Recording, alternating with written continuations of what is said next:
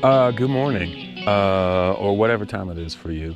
I'm here at Succor Creek recreation area, and if you've never been to this part of Eastern Oregon, it is a treasure trove of mineralogical delights. There's thunder eggs, there's jasper, there's picture jasper, there's agates, there's all kinds of stuff, and there's all kinds of beauty. Uh, Rock formations and desert beauty, and it's a great place to come and relax. But I'm in a spot known for fossil leaves, and uh, so I've been here before, maybe about 6 or 7 years ago. So it's been a while since I've been here. We did really well the first time we were here. We spent nearly 2 days here. I spent the night out here last night. It's been really hot this trip around. I booked my vacations like months ago. Anyway, you don't need to know all that, but you never know. You can't predict the weather, really. So, yeah, it is what it is, right? So, anyway, um, so let's see what we can find. There's mosquitoes out here, so I got bit a couple of times, so I'm a little itchy. Excuse me. But, yeah, let's see what we can find.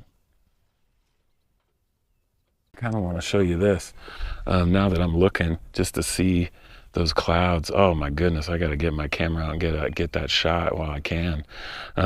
It's just so beautiful out here. The fossil leaves here are supposed to be uh, about 5 million years old, which is really cool. And we found some really cool ones in the past, so I'm hopeful I can find some today. This is probably the last day I'm going to be out here. It was unbelievably hot. I don't know if I would, like I said, I booked my vacations, in April, assuming it would be nice in late June, which it typically is. It's typically, high 70s, low 80s, but temperatures this week are supposed to be in the low hundreds. And tomorrow, next week, somebody told me it's going to be 109 in Boise. Whew, man, unbelievable. But that's just how it goes. I kind of feel like you win some, you lose some. And I kind of feel like this trip I've been on the losing end. But anyway, there's like, I don't know if you can see that at this angle. Let me punch up a little bit. But like there's like pits here you can kind of see. Um, the first time we got here, we kind of just dug around in likely spots like this. And,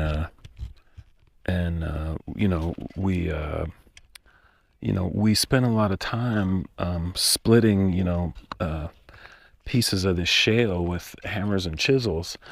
And but what we found eventually, as we dug down to kind of, clear out some more area for ourselves. Here's one right here. Well, part of one. You can see it kind of looks like one of those helicopter type seeds. Um, but yeah, 5 million years old, man. And there's all kinds of leaves here. I have to admit that a lot the extent of my geologic knowledge in all the years, I found, without boring you to death or trying not to, the I gained a fascination with rocks and minerals kind of late in life. Here's one right here. Um, you can see the leaf right here, just kind of exposed. And it's funny how, you have this tough shale, and then where there's a leaf, there'll be, it'll just kind of open up. Um, so I gained a fascination for, rocks and minerals kind of late in life. It's not something I ever really like studied in school or had a great interest in as a child. And it was kind of a homebody.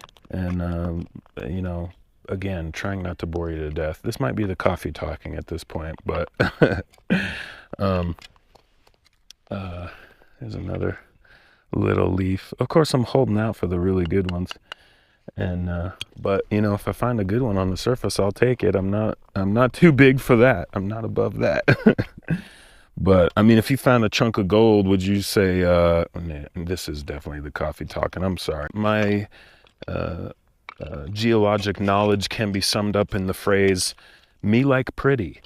That's about it. It's like, it's just the pursuit of beauty, getting that good shot, feeling the peace of the wilderness.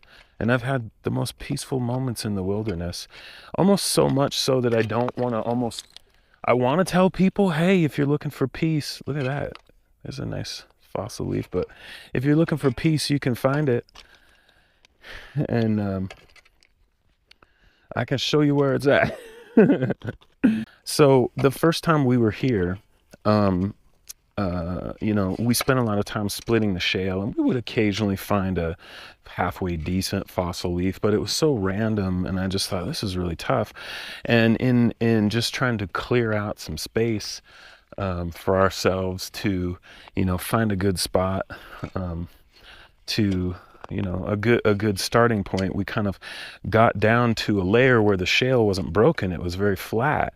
And what we found was that by getting down to that flat layer and then using I was using a wood chisel that I had bought, definitely not the correct tool, but it had the right angle for what we were doing. And the layers here would just, that's my wood chisel right there, but the layers would just gently lift up because they naturally cleave on the planes where there's leaves.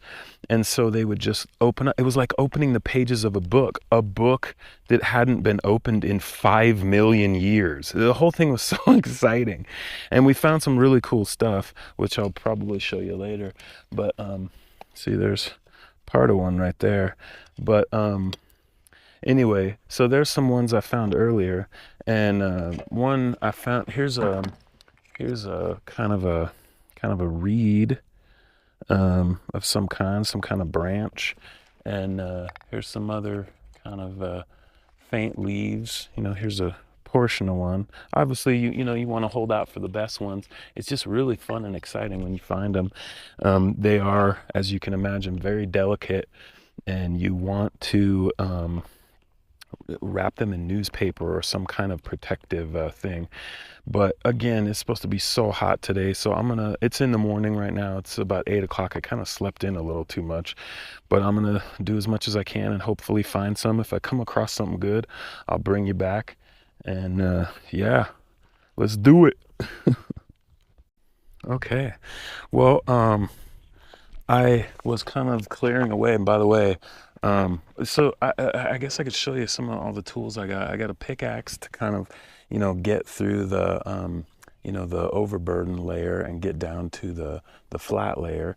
I got a crack hammer, multiple chisels. I got that little wood chisel that, like I said, it's not really, it's meant for use on wood, so it's not quite as strong, and I think I chipped part of it. It's definitely not for use on hard rock, but it has the right angle for this type of work, for just gently lifting things up. It's kind of like a fine work tool. Some other chisels, a hand matic, like a garden, that 3-prong thing is good for kind of moving rocks out of the way. Screwdriver. I'm wearing knee pads. I don't know if you can see that. And I got a rock hammer and a shovel, long-handled shovel. I wish I had brought a small-handled shovel, and it would be good to kind of, put things into the bucket to move the overburden out of the way. But, you live and learn. In fact, all these tools were kind of just like born of the necessity is the mother of invention, and you kind of just kind of figure out as you go. I read somewhere in one of them spiritual books that I read sometimes that the only way you learn in life is either you only learn one of two ways, either by making mistakes or by a mentor. And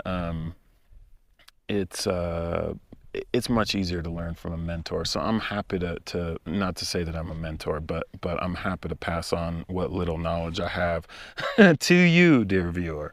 But a whisk is what I was getting to. A whisk is really good, and definitely this was worth its weight in gold for for putting in my toolkit. It has a place in my toolkit, because in a place like this you can just kind of clear this stuff away, which would be and get yourself down to a clean surface. And you can see here's a nice little fossil leaf right here. It's still kind of wet, but it will dry.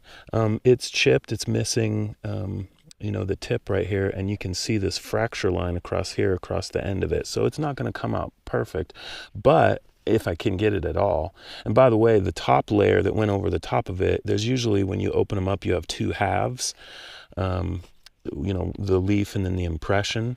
And so they make nice, display specimens. A lot of times I will, go to like a craft store, like whatever craft store you have in your neighborhood, especially when they have those coupons, and get those shadow boxes. Sometimes they're less than $10, and you can, mount your specimens in a shadow box. It looks amazing. But they are very delicate, but even when they're fractured, you can kind of stick them back together, glue them back together, and not a huge deal.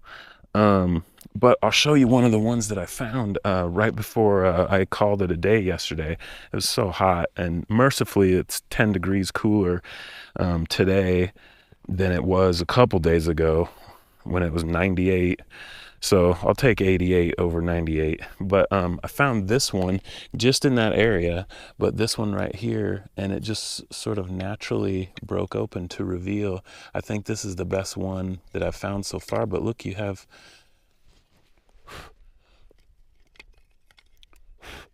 two nice halves.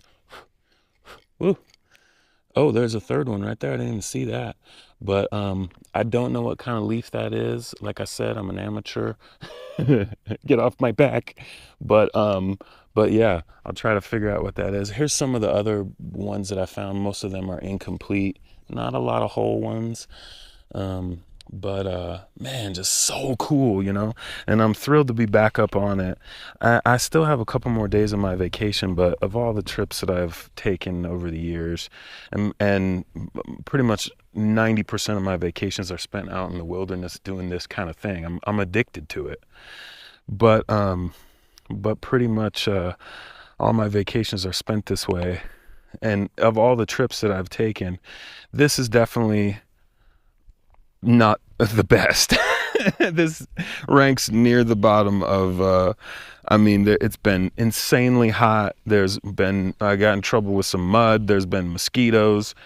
It's just I'm looking forward to, I could have stayed home, is what I kept thinking to myself. I could have stayed home where there's video games and air conditioning and a working shower. Anyway, it doesn't stink.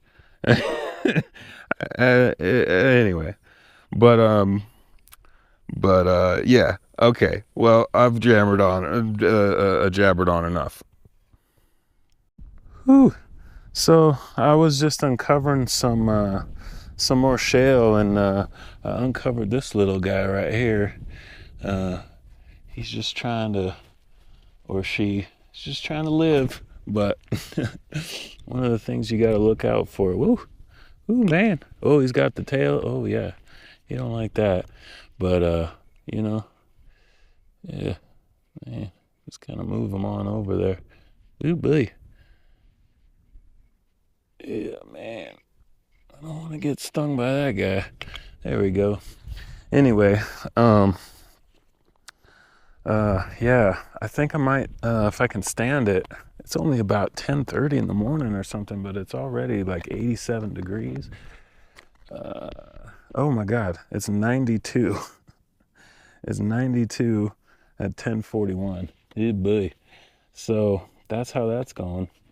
But yeah, if I can stand it, I might try to stay another night. I got enough food and enough ice, and then maybe hit it early in the morning. But I've definitely found some more specimens. A lot of them have been broken. I've broken a couple of them, which is heartbreaking. But here's one that it's not as good, but it's both halves and it's intact. There's another one that's whole. There's one I broke. That was tragic. And yeah, and I'm just kind of working on uncovering this bench a little bit so I can go to open the pages. And once I get that cleared out, I'll turn I'll turn the camera back on, and hopefully we can see something magical. All right, if I don't get stung to death by deadly desert creatures. Whew, man. Well, I got into a really nice layer, and I pulled out. Man, I pulled out. I think this is probably the nicest one that I pulled out. Um, I was just about to turn the camera on and show you lifting up the layers, and I look and I get up to grab the camera, and I look, and there's about 16 teenage kids out here, and and like two adults, and they're walking around and they're looking around, and so I just walk over to them and I say, "Hey, just in the neighborhood." And then the lady is like, "Oh, you know, this is like a summer school thing, and these kids are on an assignment." Um, and so I was able to ask her about, you know, how these. She is a geobiologist with a degree from Boise State University, and I was able to ask her about these fossil leaves, which it turns out are 15 million years old, the early Miocene, and about 65 million years ago, this place was all under the ocean, and then about 65 million years ago, it kind of rose up out of that. And it went through wet and dry spells. It was underwater, and then it was exposed, and then it was underwater. And it was kind of like a temperate rainforest like we have up in the Olympics in northwestern Washington state.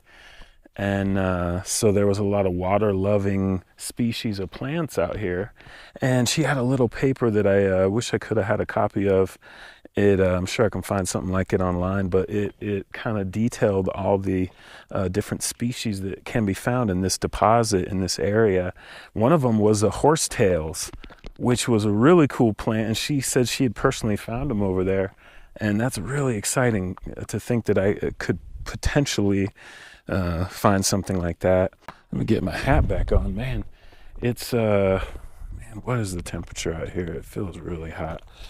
It is 97 degrees. It's almost 1 p.m. my time. I think this is we're on mountain time, but I'm Pacific, so I'm staying Pacific. So it's actually 1 o'clock. I mean, almost 2 o'clock. And speaking of almost 2 o'clock, I think I'm gonna get out of here rather than stay another night getting bit by them mosquitoes. Good Lord.